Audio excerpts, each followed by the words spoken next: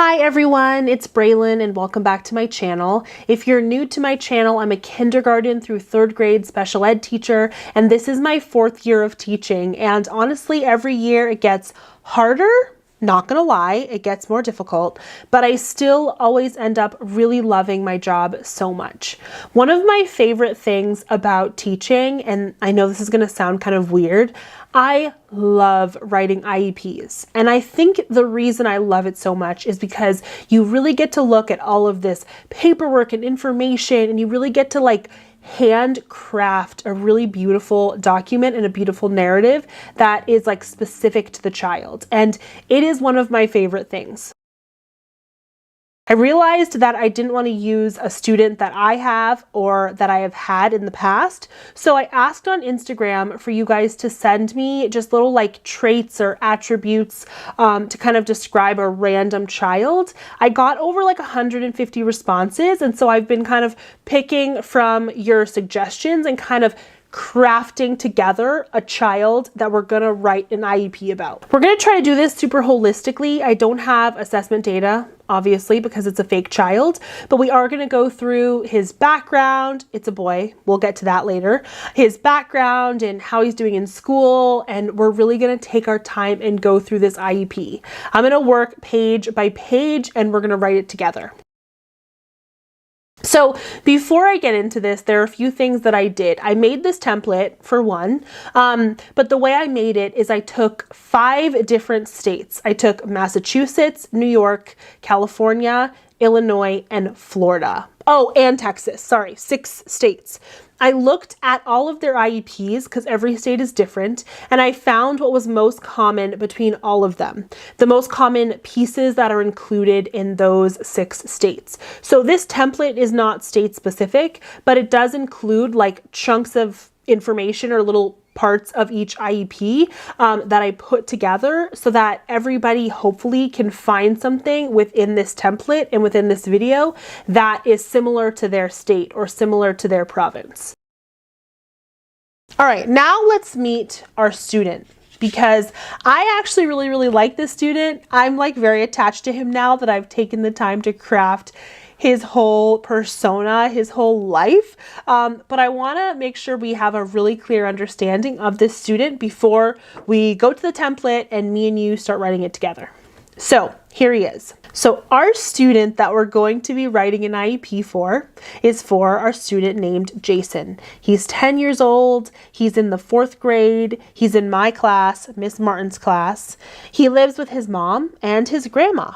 At the age of 3, he was diagnosed with autism spectrum disorder, and he tends to visually stim. He tends to have a little bit of scripting, but overall, he is definitely verbal. He's able to understand basic social cues, and he's able to have short conversations with peers and adults. So we're not going to have official assessments, but I'm just going to give you the general overview of where he is academically. So Jason is reading below grade level. He's reading at a 1st grade level. He has trouble with accuracy. He tends to miss words or miss sounds within words. He can segment words, but he has a hard time blending them. In terms of writing is one of his biggest weaknesses. It tends to lead to some behaviors, and he tends to just avoid writing at all costs. For math, he is working at about a 2nd grade level. He's working on addition and subtraction and beginning stages of multiplication. He does have a strong sense of visual spatial, so he's able to do a lot of patterns and work with more geometric shapes. He is really strong in science because he finds it really fascinating. So he loves talking about different science subjects and science skills when it comes to building or plants and just any type of STEM related thing he is all about. I really want to get into the behaviors of Jason, and all of you guys gave some amazing recommendations and some amazing ideas for behaviors that Jason can exhibit.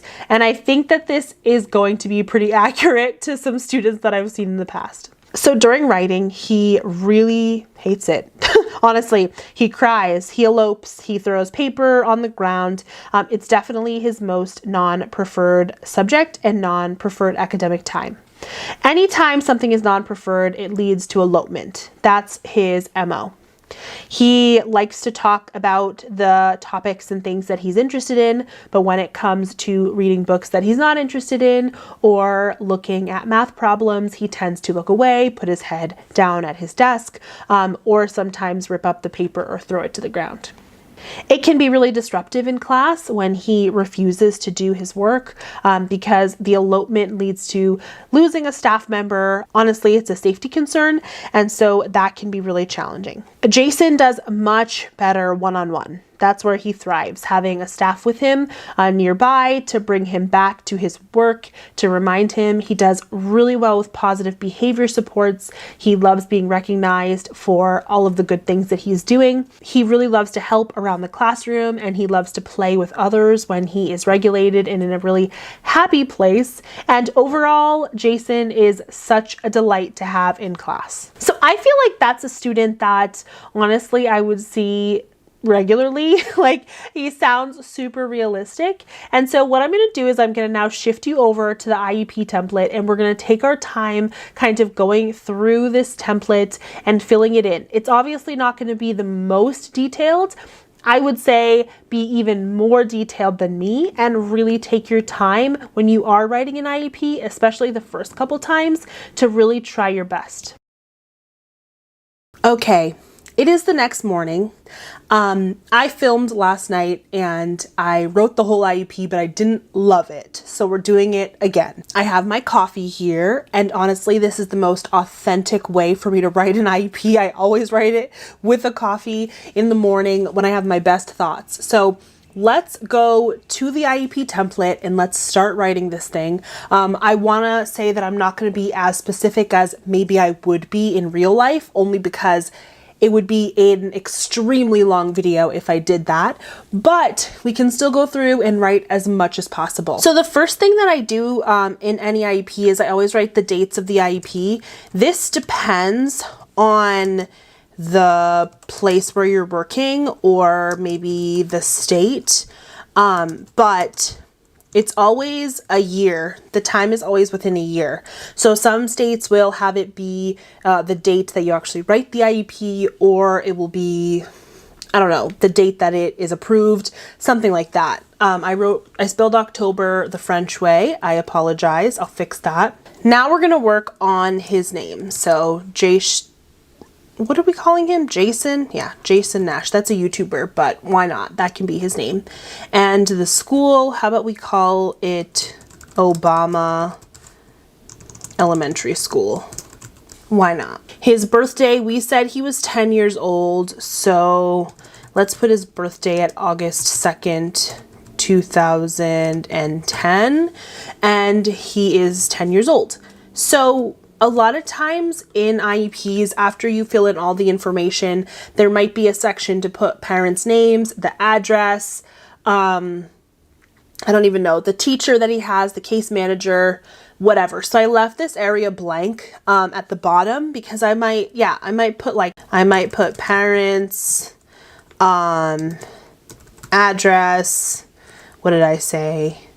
Staff, case manager, maybe like the specific like program he's in. So maybe the specific program within the school.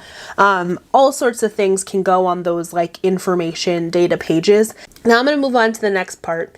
There's always a section about student background. I'm not going to write the student background because we just talked about it. But when I do write a student background, I do try to include positive things. I'm not trying to like roast the kid on their IEP. Like, we don't need to be doing all of that, but who he is, what he likes, his character traits, maybe if he is in your program and it's self-contained, or maybe you're in a resource capacity, like what were his programs before and how did that support him? Just as much background information as you can give. And My old boss, who I love so much, she always said that a parent should be able to read a kid's IEP, and you should be able to redact the kid's name, but from the IEP and from the information that you're giving, people should be able to know, oh, that's about Jimmy or that's about Jason, just by how detailed it is about his likes and his dislikes and his background and just who he is as a person. And so I don't try to skimp on that. Some things that in the past I've put in have been like the current placement, just their educational background, or what did we talk about earlier, like diagnosis and when that occurred. Maybe sometimes I would put like personal attributes, or like interests, but I wouldn't get too much into like the academic part unless your state has a joint like background, personal and academic background. Then you would get into that. The next part here is evaluation results. Every single IEP that I've ever looked at has something about evaluation results. They might not have like all of it, but there's something about evaluation. So sometimes in here, it's the speech and language pathologist, it's the occupational therapist, the physical therapist, the BCBA, whatever evaluations they've been given, they go in there. And I've also included sometimes, like if the kid's older and they've already taken a standardized test the previous year, I might include those results. A lot of times I'm not writing like the whole evaluation, but just a summary or specifically what assessments they gave, what the scores were, also like how to interpret those scores and what do they mean for the kid. So all that in there. That does take a lot of time, but I will say that from year to year, it gets easier for me because if it's a reevaluation, then obviously you need all that information in there. But if it's just an annual review and you're just writing some goals, then you don't need as much time to write all that stuff because you're not going to change it from the previous year to the current year because they're not getting evaluated. The next piece that we have, in almost every IEP that I looked at, there was an area for challenges. Sometimes it's embedded into their current performance. Sometimes it's embedded into their background. In here, I would usually write like the challenges around like, I don't know, academics or behavior, or specifically like how the assessment like results like affect his learning or what he specifically needs.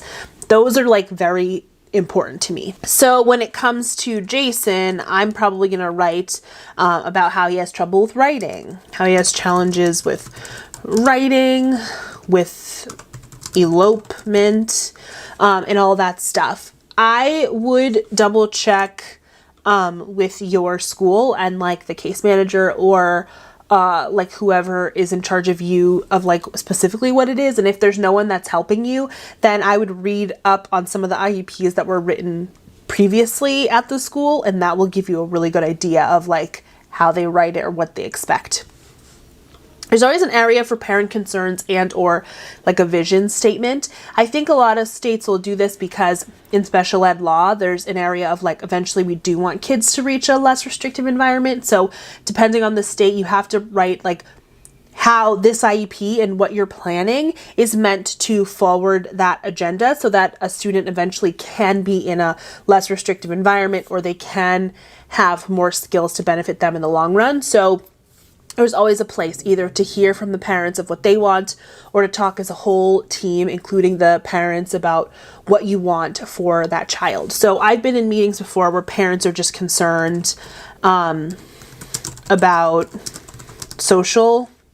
Guys, what you're going to see in this video more than anything is that I cannot type while talking. Also, we're going to see not just peer relationships, but a lot of times parents will talk about just academic skills and when are they going to advance or when are they going to make up what they've been missing or whatever. And then a lot of times with the team, you know, also when it comes to the team, you know, the team really would probably want to see them like use their skills and continue to develop and advance. So those are some of the things that I would write in these areas, but then take this information and expand it. So here's where we get to the present level of performance. And in every single IEP I looked at, the cross-referencing between states, there's always an area for talking about the academic levels. Sometimes states will talk about the academic levels and the like functional levels of like speech and fine motor and behavior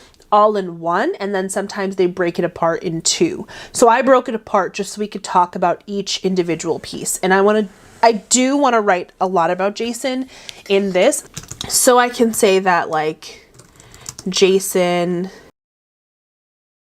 Okay, I just wrote a whole lot of stuff, but I do think that it's important to talk about why I wrote the present level of performance this way. Again, every school is different. Some schools don't want you to write this much. Some schools just want you to write bullets. Honestly, take from this video what you can and the rest let go of. So for my present level, I talked about how Jason is reading at a first grade level. He can understand CVC words, but he has trouble decoding CVCE words. He's also struggling with blends and digraphs. When it comes to reading, he can really only comprehend at a first grade level, really late kindergarten, early first grade, because he can only recognize setting and the main character, but he cannot recognize any other parts of the elements of the story. Jason also can only really add 1 digit by 1 digit and subtract the same way using manipulatives, but he's just beginning 2 digit by 2 digit addition and subtraction. He's able to group things into small groups, and he's able to recognize patterns and things that are more visual, but when it comes to the actual computation, he's struggling. He really enjoys science topics. He can write up to a 4-word sentence, but refuses to write more when given a prompt. I think that is pretty like overall how he's doing. I think that's pretty accurate to what we had talked about earlier in the video. And I wrote it like this. When it comes to functional skills, a lot of times this is written by other people who know more about that skill, so speech, occupational therapy, whatever, but there are some schools that ask the teachers to write everything. So in this area, I would probably talk about his speech skills. And for him, he's pretty verbal, but his challenges in speech are more about like social cues and pragmatics. So I would include that. I would include, you know, when it comes to OT, talk about like fine motor, challenges with motor planning because of the writing piece. So a lot of times this is not you as the special ed teacher, but just know and have a good holistic view of the kid, just in case this is an area that you would have to write about. When it comes to behavior, I mean, maybe he does have a behavior plan, but we're not sure. I didn't really think through all of this, but we can talk about the behaviors that he does exhibit when it comes to like the elopement and the ripping of paper and possible property destruction, and some of that stuff. So this is the area. In every IEP, there's always an area about accommodations and modifications. Some of the IEPs that I looked at were writing it in the goals. So when you got to the actual goal, it would include the accommodations and modifications. Sometimes it's written next to the present level of performance. Sometimes it's written near the standardized or state testing. It really just depends. But I would have a really good understanding of the difference between an accommodation and a modification because they're different. I've actually made a video on this, so check out that video if you have time. But when it comes to an accommodation, it's stuff that you can put in place for Jason that will help him reach the content. So stuff that will support him. So for example, Jason honestly probably needs like dividers. He probably needs headphones. He probably needs pre-written notes for the subjects. He definitely needs like an audio book for the grade level text. He's definitely the kind of kid that would need like some sort of technology to type out his answers maybe, or he might need like a scribe or read aloud. These are things that are not changing the content of what he's getting compared to other 4th graders. It's stuff that he needs for support, He might need like visual schedule or a timer, like ABA type of teaching. he might need like modeling or repeated directions. These are all things that are super important, but they're not changing the content. But when it comes to the modifications, he does need his stuff altered because he's in 4th grade, but he needs 1st grade work, right? Like, so we need to modify, physically change all of the academics. So he needs like different curriculum. He might need some like adapted books or adapted work. I'm not going to go too much into specifics, but that's the difference.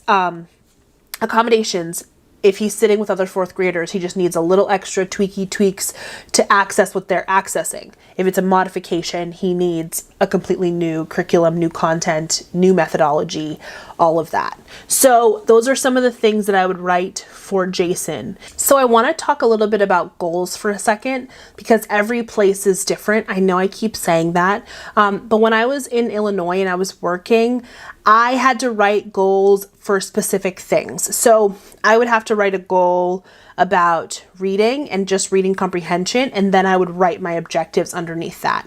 And then I would make another reading goal for like fluency and write objectives underneath that.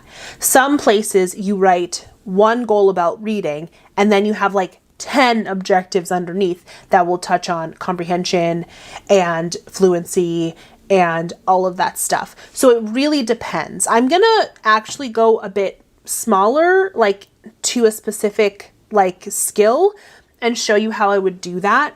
For example, for Jason, if it was reading, okay, so I used to have to write a lot of goals like this, and I just want to show it to you for an example, that it would be specific, like when given a CVCE or unfamiliar word, Jason will correctly decode with 90% accuracy by October 2021.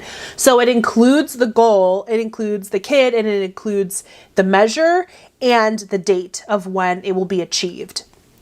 It just depends on where you're living. Sometimes now, that when I write them, each school is different. Some schools want it to be more broad. Sometimes they want the goal to be like, Jason will improve his reading skills within the following IEP by this. And then all the objectives list out decoding and fluency and spelling and reading comprehension. And so it really just depends. But so I just wanted to show you like a couple examples like this. Some IEPs include the measurement. They want you to write specifically how it will be measured, and some don't. So I just want to show you if you are in a state that requires that. So a lot of times I would do like informal or formal assessments, progress reports.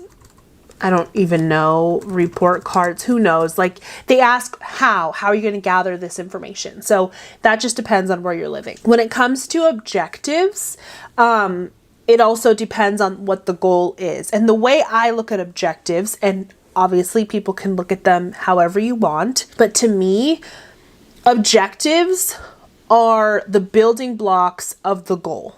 So I really think hard about what the goal is saying. So for this, it's about unfamiliar words or words that are challenging for him.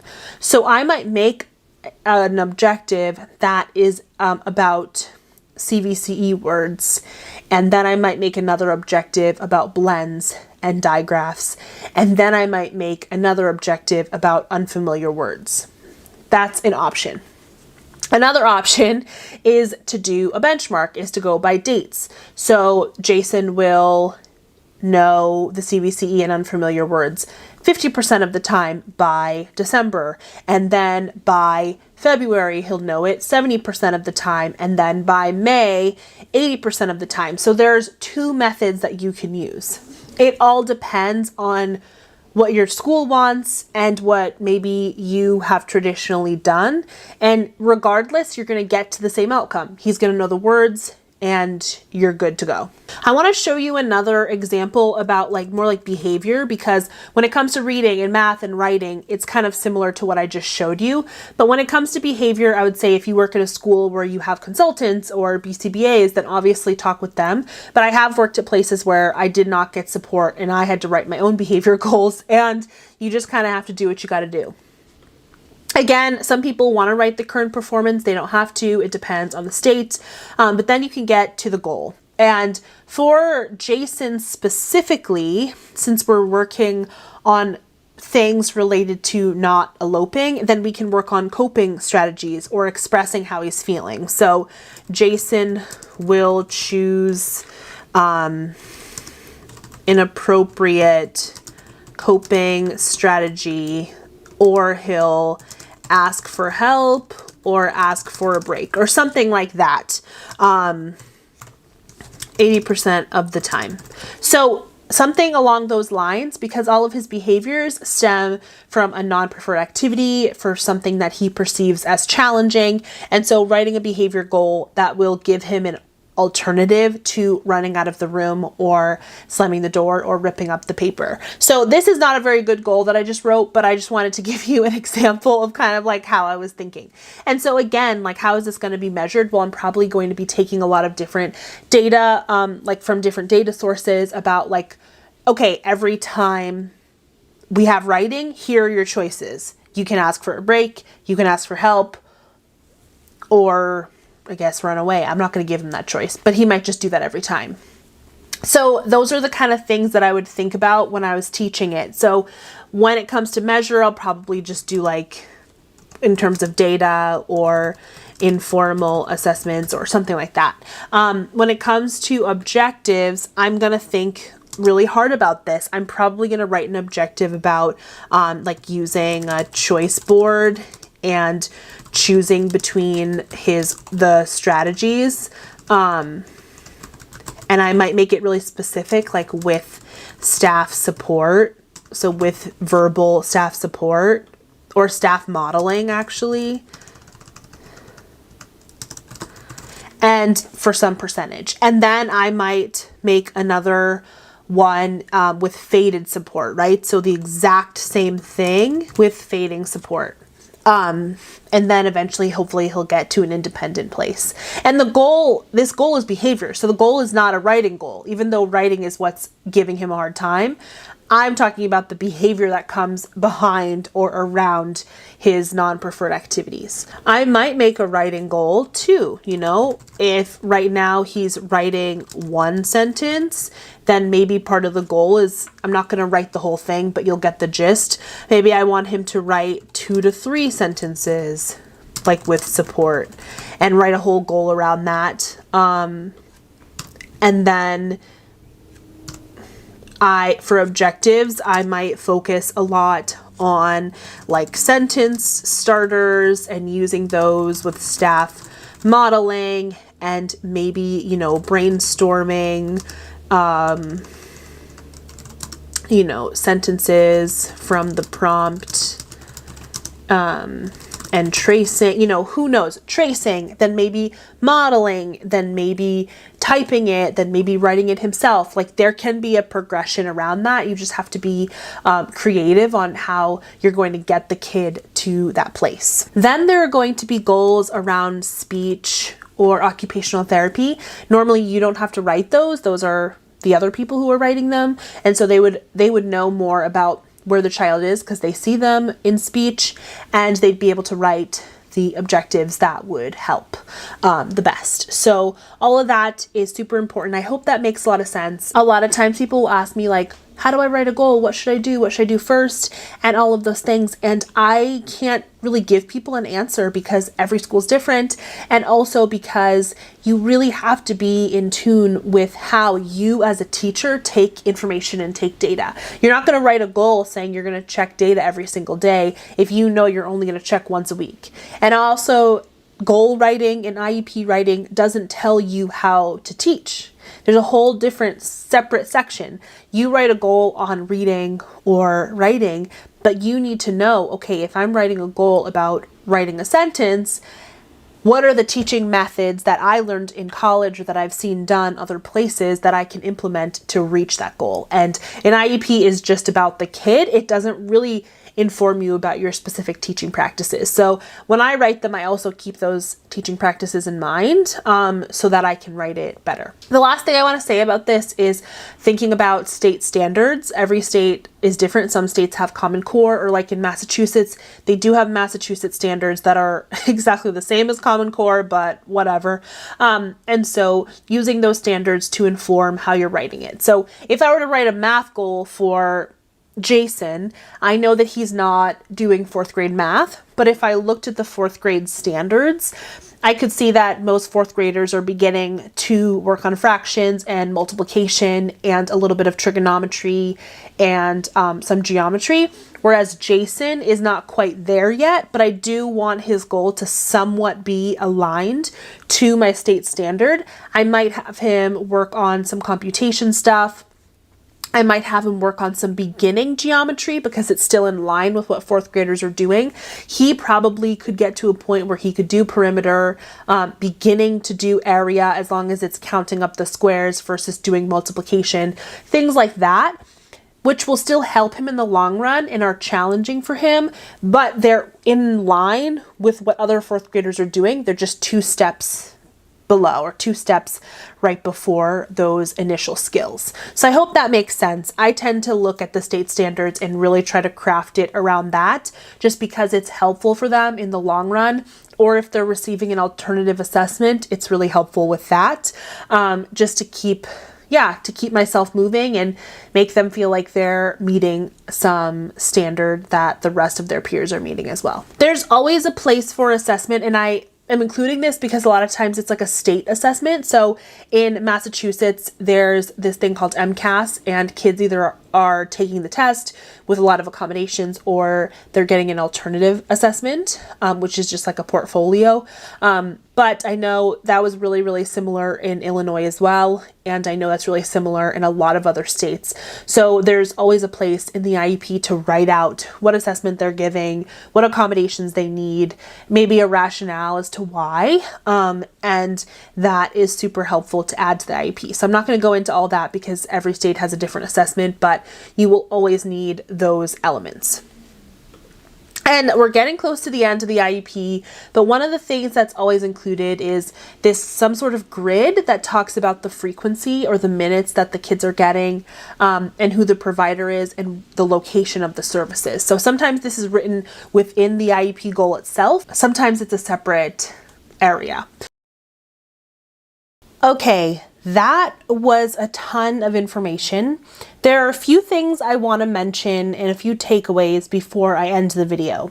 The first is that I would suggest, if you are a new teacher, you're a student teacher, or you're moving to a new district or whatever, ask somebody. Ask anyone above you, ask any teacher who's been there for a bit longer, or anyone in your district to sit down with you and just ask your main questions. There's literally nothing worse than being at a school and being super confused and not being able to have any direction in terms of like what you should be doing with IEPs and the specific like wording around it. The second would be to find yourself a really good checklist that is specific to your school. Honestly, every school is different. So make yourself a really nice checklist of like, I need to send the invitation, this is what I need to include, this is what's most important, and all of that stuff to keep you organized. Third, I would say take some time to read up on the other IEPs from your school or from your district, and take some time to practice your own. And if you have time, write it ahead of time and ask someone else to proofread it, to double check it, just so you feel really confident in what you're creating. I hope that this video was helpful and that it was general enough to accommodate for all the different states and all the different rules. You guys are amazing and I know you can do it. And obviously I am not the expert. I don't know everything, but I felt like making a video about this and giving you some information would be better than nothing. So let me know in the comments what else would be helpful for you. I'm hoping to make another one of these in a couple weeks and make another kid and kind of go through it. But yeah, I'm really excited about this and I just love IEPs so much. All right, I will see you in the next video and yeah, thanks. Bye.